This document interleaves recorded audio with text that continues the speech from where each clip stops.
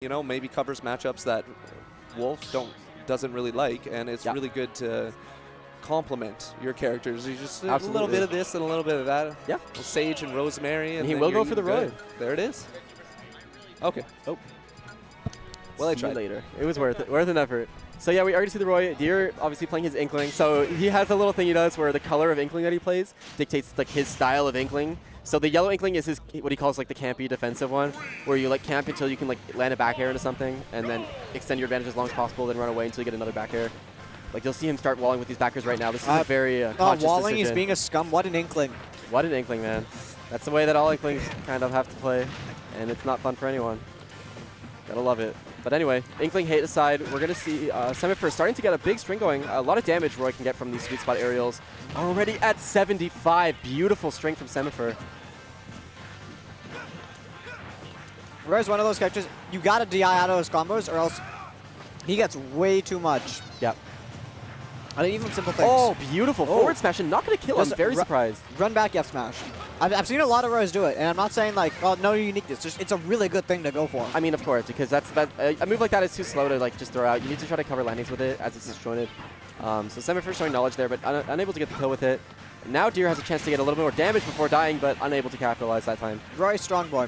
Just if he punches you, you're probably going to die. And that pivot cancel F tilt is an excellent approach option for Roy, which is something he didn't have in the last game. But you're getting that damage up. He's got him all linked. Yeah, that's the thing. Inkling can always make it back from any deficit just for her ability to tack on damage with that Ink mechanic and everything else. Like beautiful timing. I mean, a good pummel will deal at least around 20 and then gives potential for even more damage on more attacks. Yeah. Fair will do about like 20 or so. So looking for a roller right now. Really, really needs this to get this kill. Otherwise, he's going to have to tack on a little bit more damage and fish for something else. Right. The neutral B. Are you going to run across the stage and charge his Ink? That's something he's definitely been trying to amend in his gameplay, is to run away and get the Ink. Me personally, if you're asking me, I don't think you need to get your Ink from the other side of the stage. You're giving up the stage control. Well, I think he's just tired of the commentators pointing out that he doesn't have Ink. That's a good point. I mean, he was a little bit notorious for that. And going to spot dodge that forward smash. Really clutch, because even though it wouldn't have killed, it would have done a lot of damage and left him pretty inked. So we're seeing that neutral B from Inkling. Great option, coming to ledge and coming up from ledge. Forward air is very long lasting, very deceptive. Going to get the late fair game.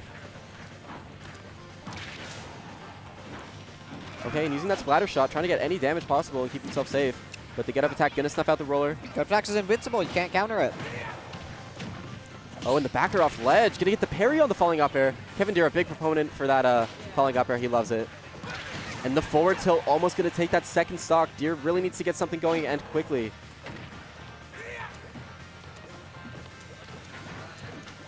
Yeah, going to whiff that grab right there. And Dhir comfortable using his amazing dash to keep himself safe. But you're dead. Not. No, too far out. I guess so. That's more base knockback, I guess.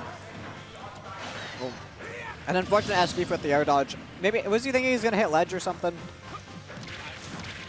Yeah, I'm not sure. But, oh, and the soft fair going to snuff out the roller. Like you said, Inkling can definitely make some comebacks.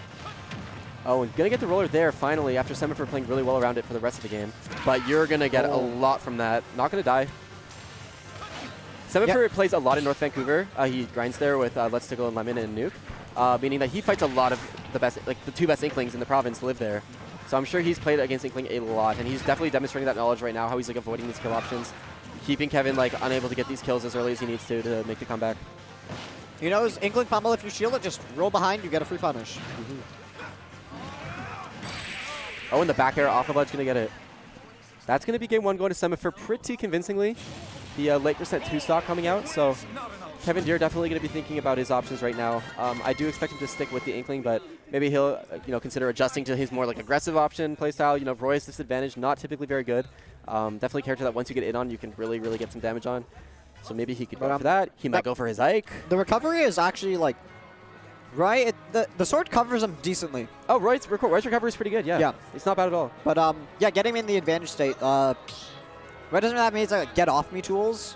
Yeah. At least from, I know Inkling will try from under he does. Yeah, from under. On the ground he can maybe like up yet a shield. Yeah. But besides that, you're right. He doesn't have too much to deal with getting juggled. That's why a character like Fox, for example, in Smash Forward would just decimate Roy, because you just keep under him the entire game, and like once you get in, especially with the old perfect shielding, it was dead. So now, you know, if Dhir can do the same thing, maybe using a bit more parrying or like movement options to bait things out and get in, he should be able to find some really good conversions because his conversions are typically quite strong. We're saying he's staying with the Inkling without no like change in play style. Yeah. I mean, he might subconsciously change. I think the color thing is just like a fun thing he does in his head. Not going to get the falling upper there. The fair going to snuff it out, but beautiful neutral B cover on that tech. He's going for that neutral B a lot. He's confident in it. He is, and he's not even like, he's not going for dumb like baits with charging it and stuff. He's actually just using it to like cover techs, which is really impressive. How much does it deal normally? Like I don't know. Like I don't think it's a ton on the uncharged variant, but it's still like a big it's a big message to your opponent where you're like, I'm going to also hit you with this. Like that's the maximum extension. It's pretty risky. But he's dead. Yeah. Just a gimp at 60 and dead even game turns into a huge lead for Kevin Dhir. A beautiful edge guard. And now he's going to really run away, and knowing that Semifer has to chase him down. And Roy, while he's definitely quick on the air and on the ground, in the air and on the ground, Inkling can wall you out pretty well. Yeah, back air is really good. The bombs are good on the ground. Being able to, like, becoming a squid, like, on the ground, you're running back and forth, that makes it really hard to hit you. Yeah. Oh, and looking for that falling back air, but not going to get it. The jab into the tech chase on the up air, on the mistech. Oh, and looking for a cheeky forward air right now. He definitely wants to take the stock. Yeah. Maybe a side B at ledge. But he's got him in the ink. The ink slows him down, not giving him much movement options for Semifer. Yep. And just extending this lead ever so much. That falling up air almost taking the stock for Semifer, but still needs to get something going. Roy up throw is pretty weak, so he doesn't have anything to go off of a grab. Maybe an up B or something he can throw out to challenge, like an approach from Kevin Dhir, because Kevin does like to come in with aerials. Like, I mean, if Kevin like does something, one thing on it. Yeah, you're dead. Oh my god. That's a full rage roller up smash right there. That's it. That is like the ultimate tilter. But I mean, this is doable, but it's very much looking like it's in Kevin's favor.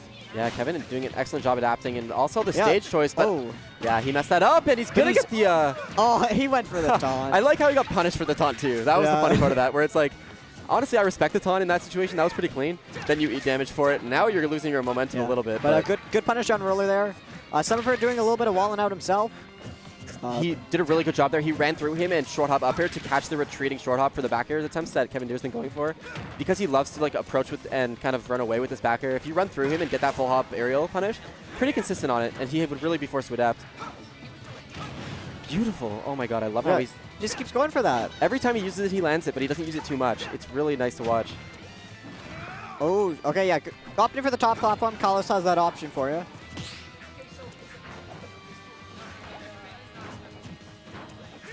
Oh, okay. Just, a little bit of walling out with Nair. Sword can be hard to get through if you're using it properly. Oh, and the up smash gonna get punished. And he's gonna have the refill on the ink, but got some laughter in the crowd. I don't know if it was about that or something else, but I mean, people are starting to lean forward on their seats a little. People are excited for this. But that's gonna do it. A good roller cross up F smash. Yep, it's gonna do it. Awesome job by Dhir adapting in that second game. I mean, it'll be interesting to see what Seb might do for game 3.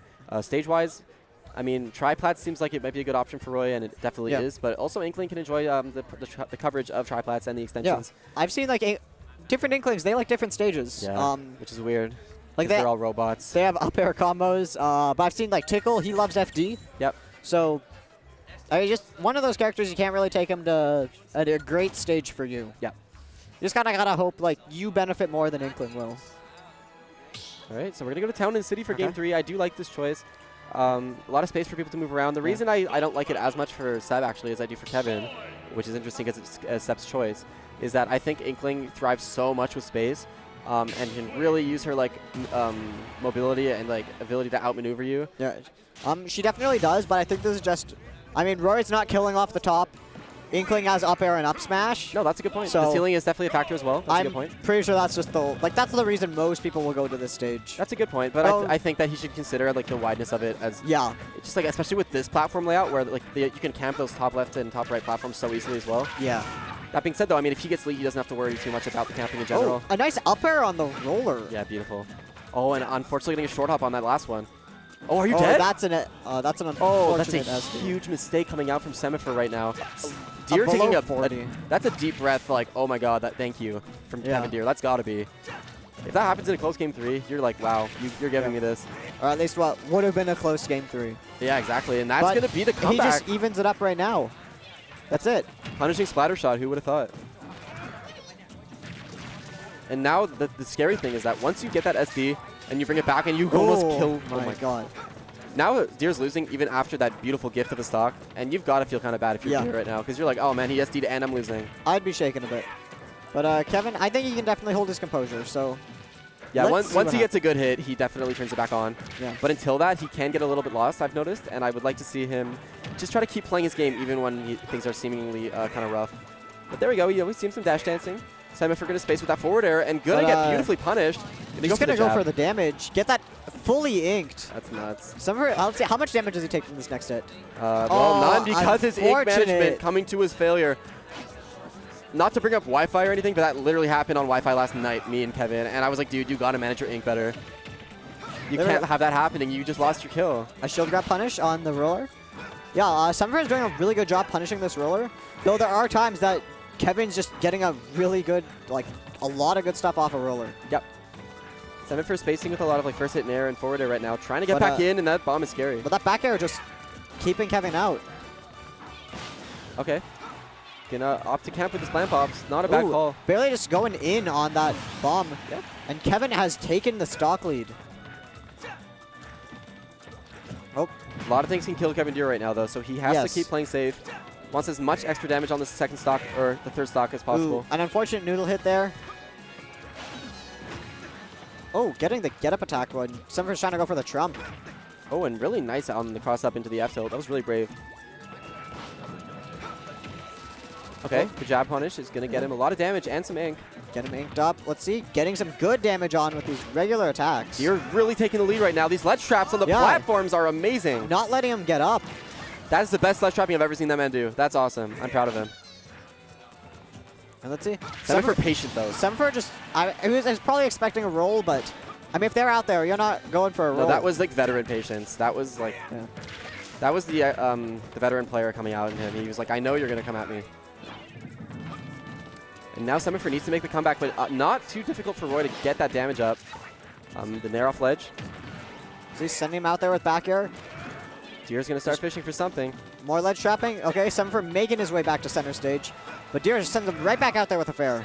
Looking for a huge read right there. That might cost you a lot, dude. That was unfortunate, because I feel like, okay, he went up in the air. You could have gone for that.